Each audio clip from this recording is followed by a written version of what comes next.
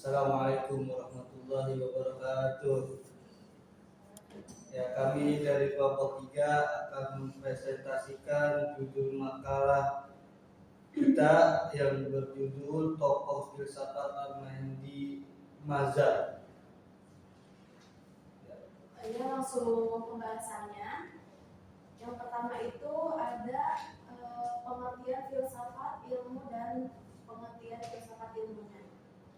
Jadi pengertiannya itu dalam bahasa Arab dikenal dengan istilah filsafah dan dalam bahasa Inggris dikenal dengan istilah filosofi, adalah berasal dari bahasa Yunani filosofia.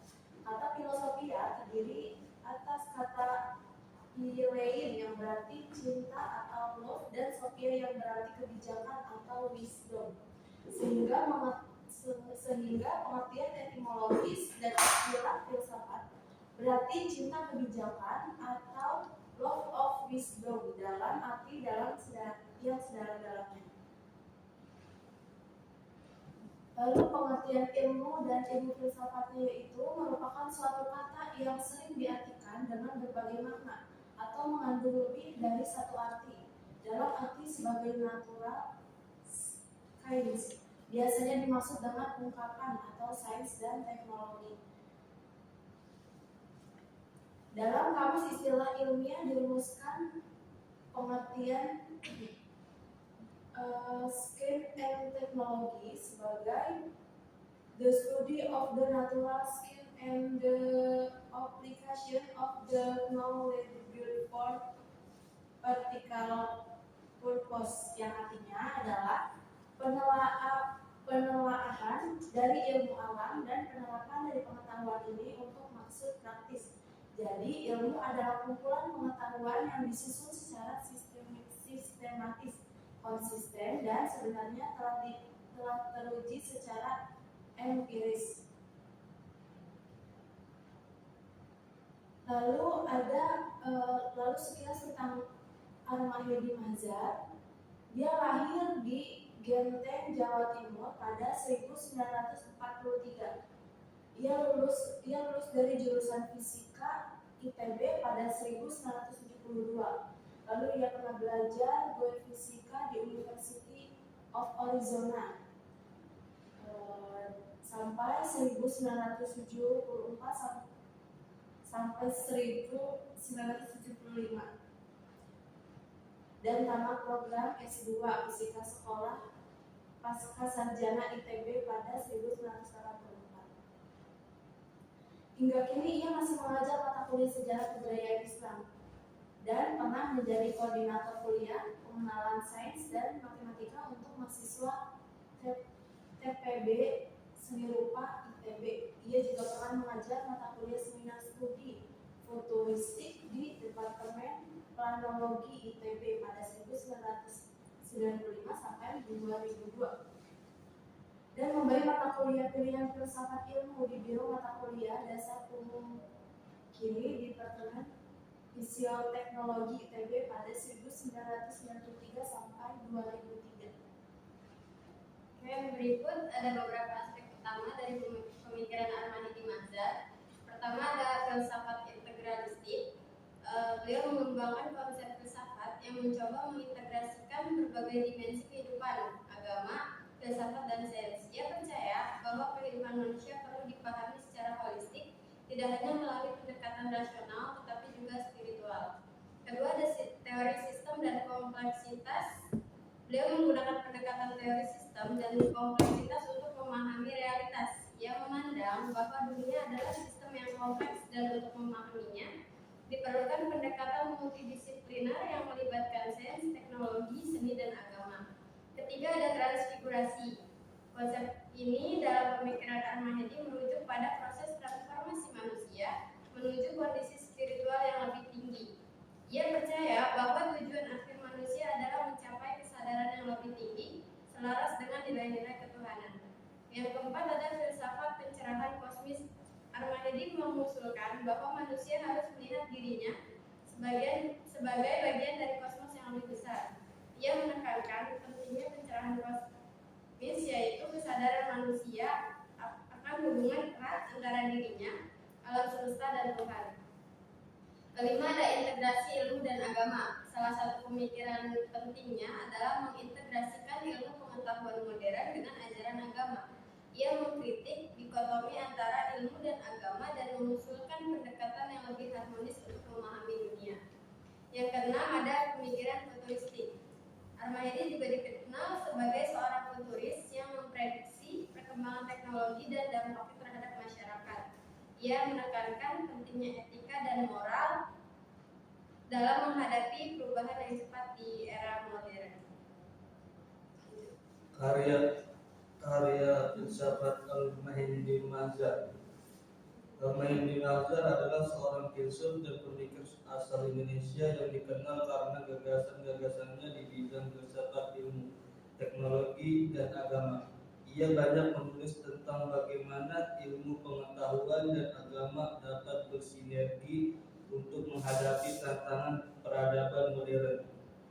Ada beberapa karya dan gagasan yang terkenal. Pertama, integralisme. Salah satu konsep penting yang ia gagas adalah integralisme, sebuah pendekatan yang mencoba mengintegrasikan pandangan dunia, religius, filosofis, dan ilmiah. Dalam pemikirannya, Al-Mahdi berusaha menjembatani kesenjangan antara ilmu pengetahuan modern dan ilmu nilai spiritual. Yang kedua, makalah dan artikel. Al-Mahdi Mazhar banyak menulis dalam bentuk artikel dan makalah yang dipublikasikan di berbagai jurnal dan media. Tulisan-tulisannya sering membahas hubungan antara ilmu pengetahuan, agama, dan budaya dalam konteks peradaban global. Yang ketiga, buku filsafat ilmu dan teknologi. Dalam buku ini ia menjelaskan bagaimana filsafat dapat menjadi dasar untuk memahami perkembangan ilmu pengetahuan dan teknologi serta dampaknya terhadap kehidupan manusia. Yang keempat, gagasan tentang epistemologi tauhid. Ia mengembangkan gagasan tentang epistemologi yang berlandaskan prinsip tauhid atau keesaan Tuhan sebagai kerangka untuk memahami ilmu pengetahuan dan perspektif Islam. 5. Pemikiran tentang peradaban global. Al-Mahdi juga mengungkapkan pandangan tentang tantangan peradaban modern, termasuk dampak globalisasi, krisis lingkungan, dan transformasi sosial. Ia mengusulkan pendekatan multidisiplin yang mengintegrasikan ilmu pengetahuan, agama, dan etika untuk menghadapi tantangan ini. Hubungan sains dan agama perspektif Al-Mahdi Mazhar telah kita ketahui bersama bahwa di dalam Islam hubungan antara agama dan sains tidaklah menjadi persoalan karena sains adalah bagian dari ilmu. Di samping itu, dalam konsep Islam tidak ada perbedaan antara agama dan ilmu, keduanya saling terkait sehingga muncul sebuah ungkapan dari Albert Einstein bahwa religion with religion is an agama tanpa ilmu lumpuh, sedangkan ilmu tanpa agama buta. Rasulullah sendiri dalam sabdanya menganjurkan pencarian bahkan Allah SWT. Artinya Allah akan meninggikan orang yang beriman di antara kamu dan orang-orang yang berilmu pengetahuan beberapa derajat. Disebutkan bahwa Allah SWT akan mengangkat derajat orang-orang yang berilmu. Demikianlah begitu sinerginya antara agama dan ilmu dalam Islam. Itulah sebabnya generasi ulama yang pertama rajin menerjemahkan tulisan-tulisan ilmiah dari berbagai bahasa yang untuk kemudian disesuaikan dengan ajaran Islam dan dikembangkan lebih lanjut.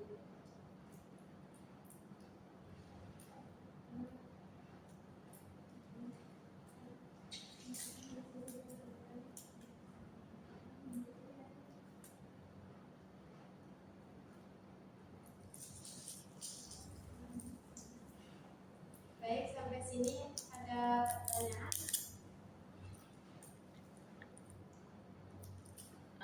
Oke, pertanyaannya, apa kekurangan dan kelebihan dari tokoh tersebut? Kekurangan dan kelebihan dan kekurangan dari tokoh tersebut.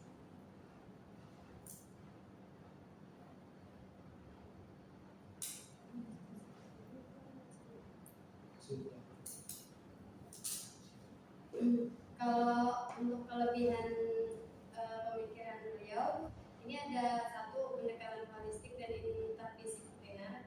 Jadi pemikirannya itu mengintegrasikan berbagai bidang seperti sains, filsafat, agama, dan budaya. Jadi memberikan wawasan menyeluruh dalam memahami fenomena dunia modern. Yang kedua ada konsep integral quantum worldview, itu berusaha mengatasi antara spiritualitas dan materialisme. Pendekatan ini membuka ruang untuk dialog antara sains dan agama dalam konteks yang lebih progresif. Yang ketiga ada futuristik dan visioner. Pemikiran beliau ini tentang evolusi teknologi dan kesadaran manusia, memberikan wawasan berharga tentang tantangan dan peluang masa depan. Kemudian yang keempat ada pemikiran Islam modern. Ahmadiyya mencoba menjawab tantangan modernisasi dalam Islam dengan menawarkan pendekatan yang relevan tanpa kehilangan nilai-nilai fundamentalnya.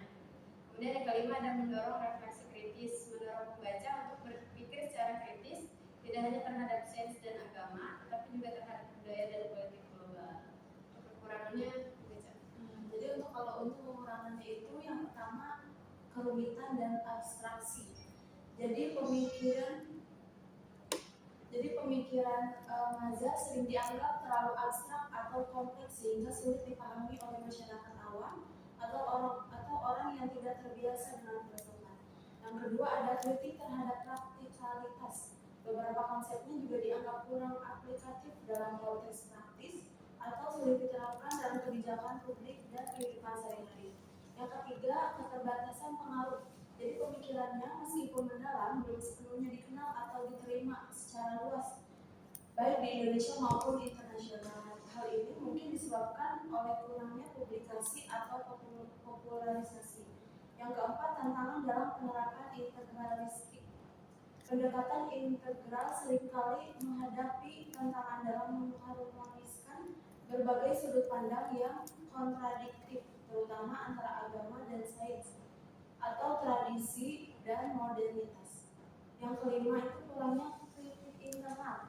Jadi beberapa pengamat merasa bahwa pemikiran itu kurang memberikan ruang bagi kritik internal terhadap agama atau tradisi yang dapat membatasi perkembangan lebih lanjut. Kesimpulannya dari kekurangan dan kelebihan pemikiran Ahmadiyya Mazhar adalah pemikiran Ahmadiyya Mazhar menawarkan perspektif yang mendalam dan relevan bagi tantangan modern, terutama dalam menjembatani sains, agama, dan filsafat. Namun, untuk mencapai dampak yang lebih besar, diperlukan upaya untuk menyederhanakan dan menerapkan gagasannya dalam konteks praktis serta meningkatkan pengakuan di tingkat internasional. Ini jelas? Jelas. Ada yang lagi? Nggak ada. Ya, mungkin cukup sekian presentasi kita hari ini. Kurang lebihnya mohon maaf. Assalamualaikum warahmatullahi wabarakatuh.